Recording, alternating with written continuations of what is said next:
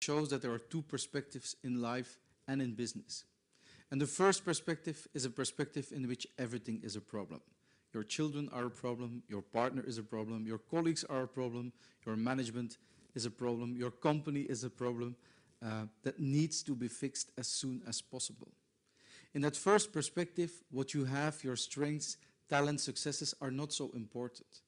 We look for the gaps. We look for problems because we want them to be solved. And what is typically for that first perspective is that there's a norm.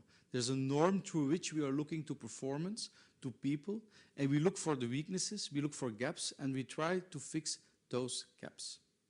There's also a second perspective. In that second perspective, it's all about strengths. It's all about successes. It's all about passion. And it's about how can we grow those passions? How can we grow strengths? How can we grow successes in the direction of a future vision? In that second perspective, it's not about a norm. It's about what we wish, what we aspire, and what we want to grow to. One could think maybe we have to choose only for the second perspective, but that's not possible. That's not realistic in life, because in life we have to be able to deal with that first perspective in which we are looked at from the mirror or from the norm that is upon us.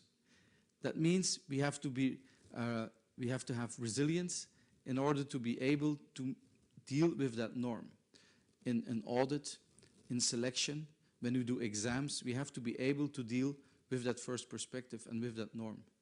But we are only able to do that when there's energy, and that energy comes from the second perspective. That energy comes from our talent, our passion, our strengths, and the way we are able to grow those strengths. So we need a combination of the one and the second perspective in the way we look to learning and to growth. So it's about results and it's about strengths. It's about performance and it's about passion. It's always about a combination of those two perspectives.